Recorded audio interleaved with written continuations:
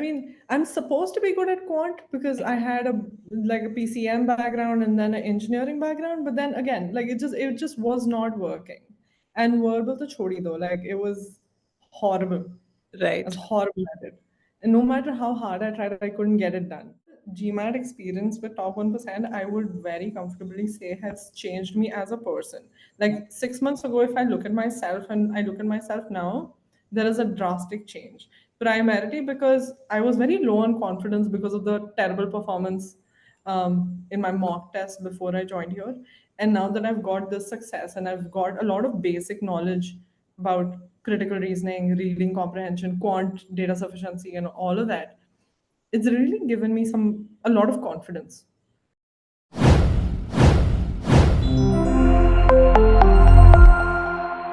Hi, Naina. Good afternoon. How are you doing?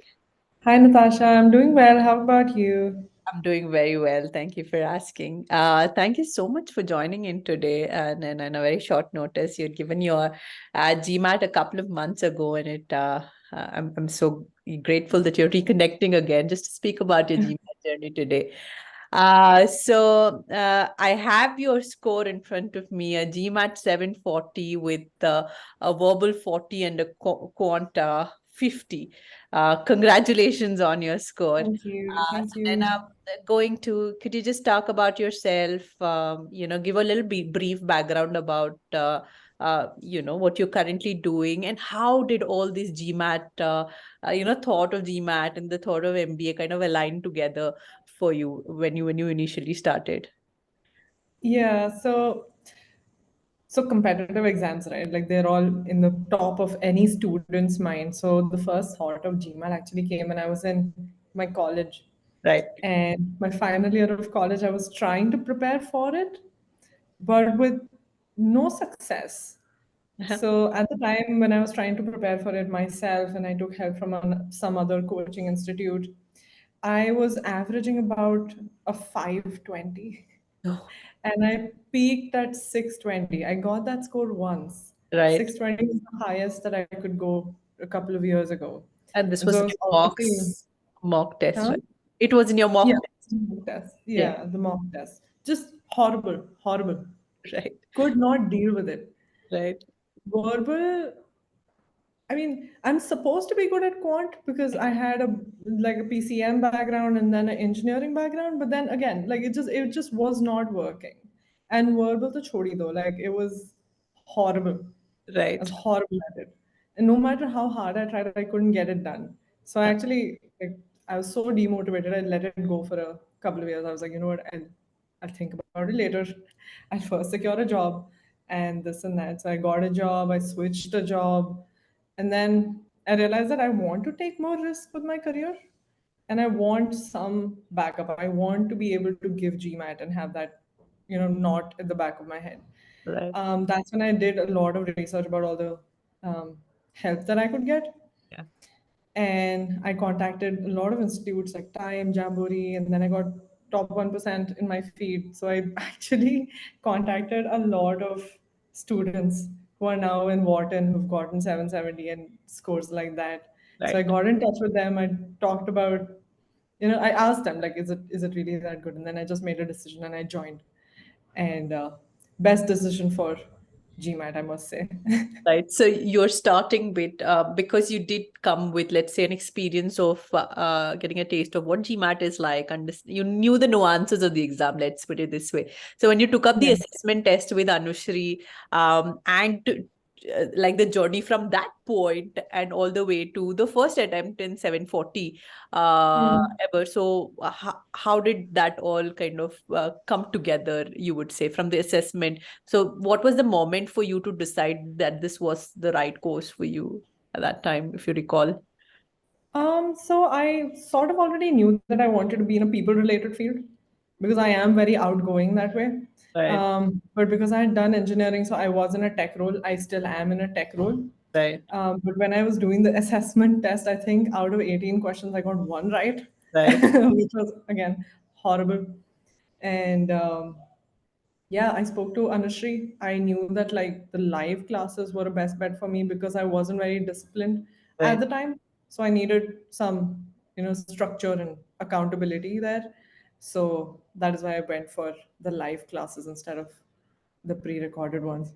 Right. So, diving a little bit into your preparation mode, because then we are talking about a 520 and to a 740, right? And 520 in your mock to a 720 in your real 740 in your real GMAT. So, what Yeah. were the particular materials or the content or techniques or strategies that kind of stood out and helped you get the significant improvement? What would you attribute that towards? Mm-hmm. So, like one big feature that stood out to me was the stark difference between the verbal section in Indian tests and US based test, like the Right. American tests. And I had no foundation of the US grammar and US English whatsoever. And Right. so when it came to Sandeep sir's course, there was so much basic material, like going deep diving into the basics that you need to know, that it actually sort of built a foundation that I could build up on. Right. And I didn't refer to anything other than Sandeep sir's material. Right. And I religiously went through the basics, like for sentence correction, like the sentence correction basics video. I think there are 3 videos and they're 8 hours total, Right. if I'm not wrong. And I went through that whole thing, I think twice or thrice. This is the Now for marathon sentence series. correction, Yeah. yeah. Right. And for sentence correction, when I was practicing, I realized that there was so much to do that at some point I might have not taken, like, missed a suggestion that Sandeep sir had given me. So I would go back and then start again, and then incorporate that suggestion also. And that gave me like really exponential jumps. So from like 10-15% accuracy, I went to 75, then to 85, and then to 95% accuracy in sentence correction. And I think I would attribute it to the process that he has charted out for every student. Like, you just need to follow that particular process, whatever he says, and it's going to work. It's almost like it's tried and true, like he's cracked a code there somewhere. Right. So while you were preparing, so this is like a debate, because then you've been in both these phases, being a student in preparing for GMAT and now being a working professional and preparing for GMAT, right? So Yeah, how did you manage being at work? Because then the work is demanding, GMAT is demanding, yeah. and quite often that you would see yourself, sometimes you may not be able to give in that kind of a time. How did you manage, balancing both and then finally giving that exam? Oh, could you? I would honestly say there's no balance here. Like, it's a short-term thing, but you will have to make sacrifices. That's what I would say. Right. Because I live here in Bangalore and my family is in another state altogether, and I would regularly meet them. Like, I would go visit them every couple of months. And I was also a very outgoing person in the sense that I was in Toastmasters, and I used to go volunteering. I used to hang out with my friends. But for the 5 months, for the study period and for the preparation period, I cut down on as many variables as I could. So the only thing I would do in a day was wake up, study, work full time, work out, and sleep. That's all I would do. Right. I didn't hang out with people. I didn't go for Toastmasters. I didn't participate in any social activities. I didn't even see my family for about 6 months. Wow. So it's not a balance. It That's can't be. something, there is, you essentially prioritize because then you knew what you had to, it's a goal that you wanted to, meet. And this Yeah, is and as soon as possible, because I didn't want to stretch it to a whole year. Because if I balance it, it's going to take me a longer period of time. So it was like, get it done in one stretch and then go. right, because you remind me of everything that Sandeep always tells students to do. That you want to achieve something, then give up on things that doesn't add any value to. I mean, it's not that Yeah, you're beating your pet, but then there are some sacrifices that you make. When I say not adding value, probably it's like watching Netflix or just mindlessly scrolling through YouTube channels and all that. yeah, So yeah, all of that has been given as, but brilliant. I mean, because this course is exactly been given to everyone. The difference that you made and the difference the others are still trying to take, let's say in your own yeah. batch, right? And Uh, it's an adjustment. It's an adjustment. You just have to give up everything. In fact, after I got done with my GMAT, I was like, what do I do with myself? Because I'd given up on everything. there's that So vacuum that is there that you need to yeah, now go back and fulfill. yeah, no, I had to relearn how to do social things and do all of that. Right. So, any specific insight to, let's say, if there were any challenging section, especially with verbal, you mentioned, that kind of helped you overcome any material that you used, or maybe the support that you got from Sandeep or the faculty during your preparation, that you would like to, particularly if you remember, that you would like to highlight that helped you, see that switch. Right. So first, I would say, like from my personal experience. So when I was giving the mock test after taking top 1% classes, my first mock test I got is 720. My Hmm. second mock test I got is 760. Hmm. Now when I got a 760 after 2 months of studying on my own, I got overconfident. So the 740 that I got in my finals is my fault. Correct. I should have gotten more. Correct. But yeah, I would say don't get overconfident. Consistency is key. Consistently show up for the goal that you're trying to achieve, and just don't let your own emotions get in the way. That is first. And second is, for example, for sentence correction, right? I would do, like, when I was stuck at like 75, 80% accuracy, what I had to do was go through the class session again, go through the session material. There's a 50 concepts document where Sandeep sir explained all 50, every possible sentence correction concept that could come, and the 100 questions. So The I would have gone through that sequence at least 2 or 3 times. And every time it's given me an incremental value where I was able to go towards SC 95, like 95% accuracy there. Same with RC. And I think people really underestimate the value of RC awareness sessions. And it's not exactly that you're gaining so much information, like so much knowledge that you're able to figure everything out. It's more like jargon. You understand political terminologies and you're comfortable with that Agree. going forward. So it makes everything that is about politics a lot easier to understand. Yeah. So I think that bit very underrated. And even for RC, I think I would have done the octave analysis for at least 30 to 40 passages. Now, of course, like I went up till 90, 95% accuracy, and then because I got overconfident, it came down to like 85%. That's my fault. But yeah, I did go up to 95, 100% accuracy even in that. And same for CR.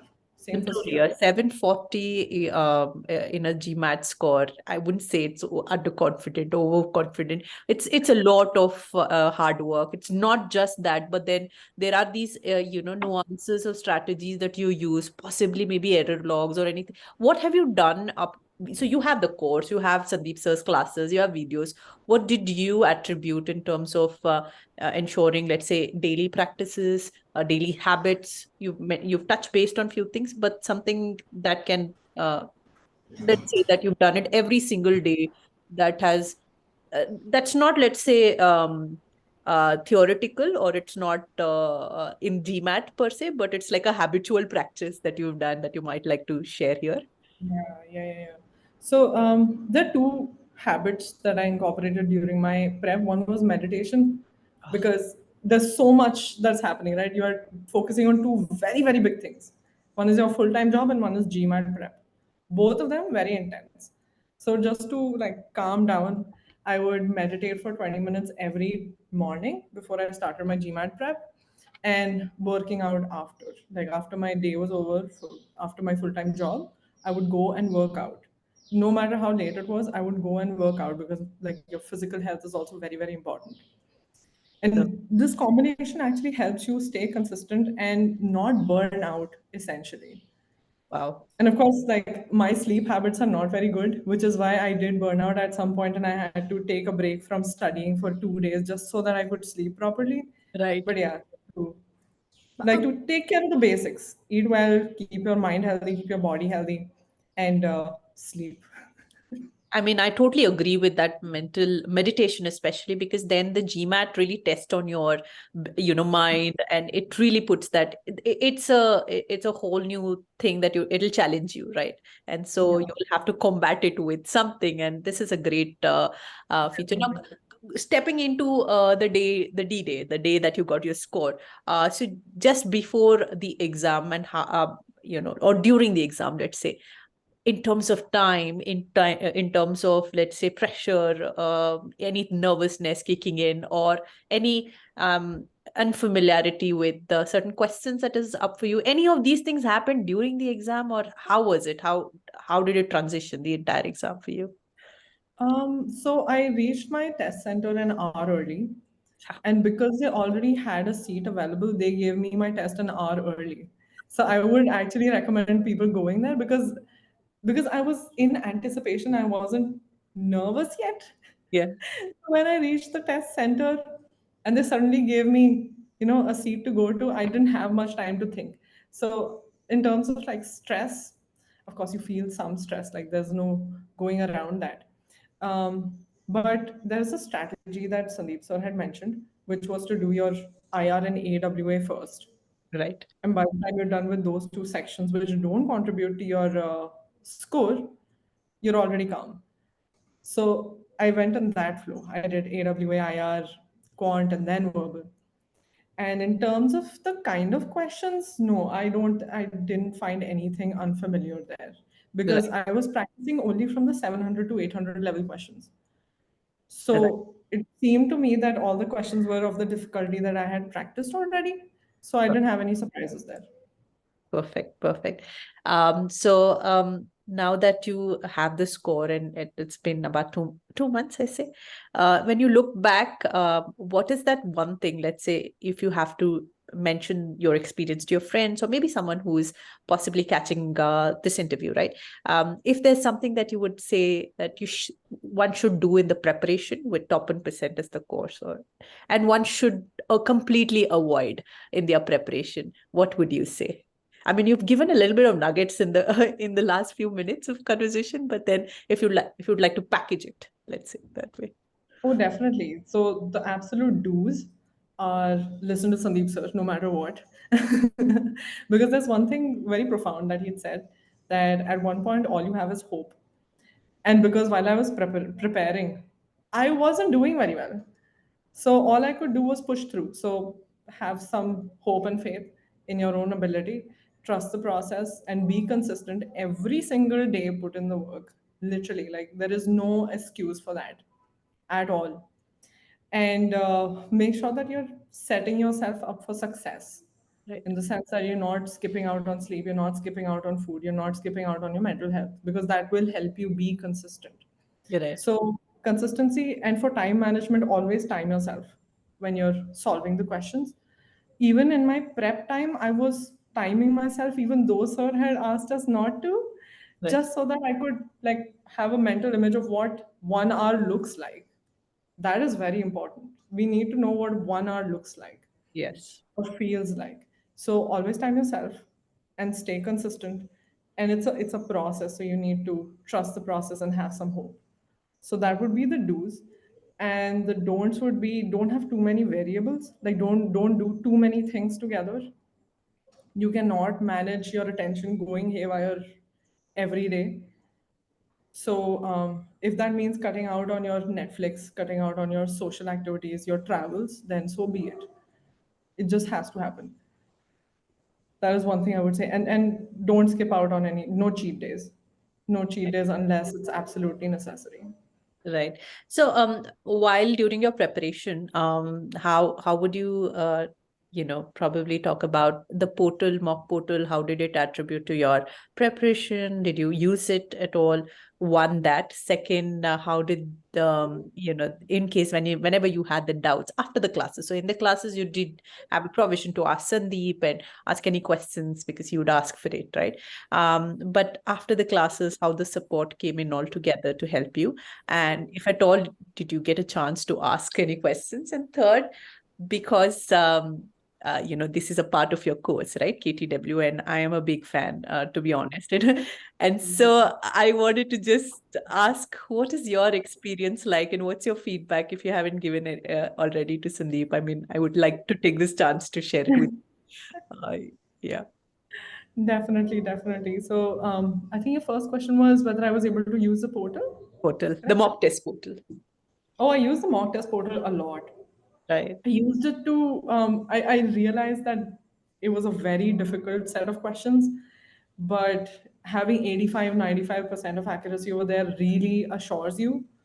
So, and of course, like I wasn't just incessantly taking the test. Like I wasn't taking one test every day. I was taking one test and then I was looking at all my limitations, trying to fix those, and then taking the next test and doing Evaluation, that.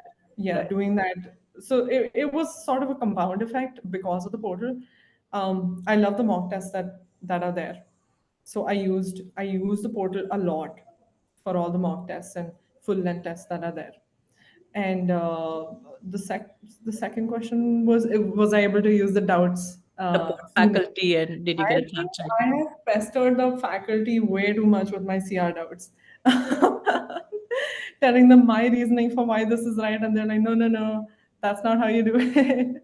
We So I think encourage that because unless you don't get your reasoning as to why you're wrong, then you have a tendency to keep making the same yes, mistake. So yes, exactly, encourage exactly. you to So ask that. I would honestly say the doubts team that you have has been very patient with me.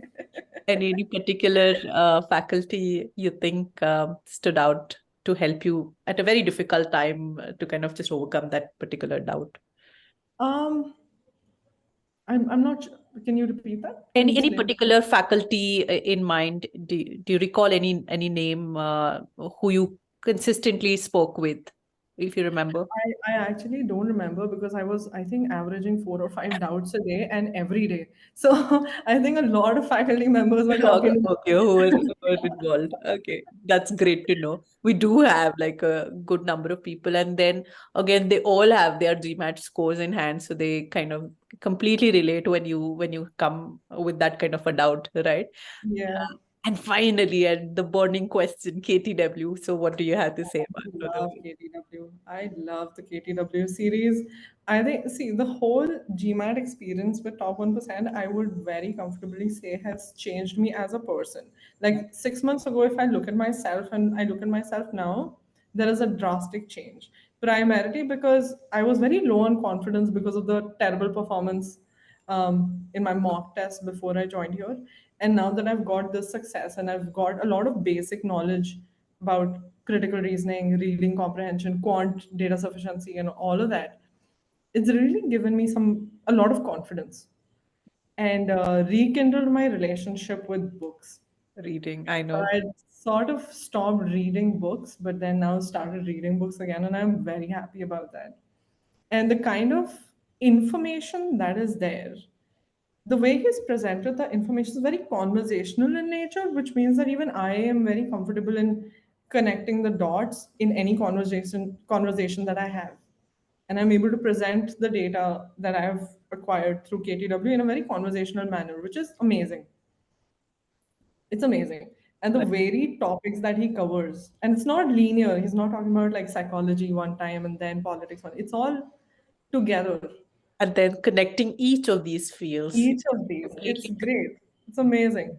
I've already read like two books that were suggested in the KTW series, and I'm planning to read more, a lot Right. more of the books that are suggested I on I there. think there were more than 20, 25 series of books that has been shared, Yeah, and each one is very different from one another and very volume is yeah. also pretty much okay. At least something to do while you're traveling and visiting your parents now. Oh, definitely. I listen to KTW every day when I go to gym.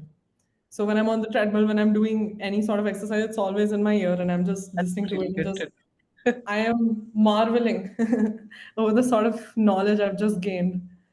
Brilliant. Thank you for sharing this. Now, the last bit is, of course, you have your score in hand. I definitely see the likes of someone with similar years of experience. You have about a year or 2 years, less than 2 years of 2 years, experience. 2 years of experience. And I definitely see you place. In the past, we've had students who've gotten into Kellogg, Chicago, Ria Pannu being one of the similar kind of a background. I'm saying there's Trishika Raman, so who is into Carnegie Mellon Tepper or Chicago Booth. So, what is your personal dream? Where are you targeting? Uh, coming from a engineering background and all of that, right? With everything that's going on in your profile. So, where do you see yourself, and are you working towards your application? I'm What not yet working towards my application, but I'd say my dream college is Wharton. Wharton, I yes. would love to go to Wharton. Absolutely. Wharton is another school that you must try with. So many of our students also going there, and quite a lot of, especially with the women diversity and in the likes of it in the last 3 4 years, it Hmm. has surpassed what it meant to more than 52%. In fact, so the chances are very high. So, but the Yeah. competition also is higher there. So I don't know if you did get a chance to speak to Autry about your application or essentially Um, attend any of his session. Did you? I attended a couple of his sessions when like Sandeep sir had conducted those during the preparation time. But I am not really looking to apply for at least the next 2 years because I do want to take more risks with my career, sort of figure out how to build my profile and potentially start my own thing. Oh, So yeah, so this becomes like a very good fallback for me, right. So and I can then very comfortably explore those options that I have. brilliant, brilliant. So whenever it is, I mean, I do have a very strong feeling about this, and I would really look forward to seeing your admit, if not this year, at least in the coming year. And if at all you need, you have Anushri with us, right? So you can connect with her to connect to Autry, or maybe again, just sit in one of those information sessions to just put all your things together and see. Yeah, We'll be very glad to see that admit happening and the what and happening, more importantly. Yeah. Thank you, Naina. Thank you so much for thank you connecting so in. much, All the Natasha. very best. Take Thank care. you so much. Have a lovely evening. Bye bye. You too. Bye bye.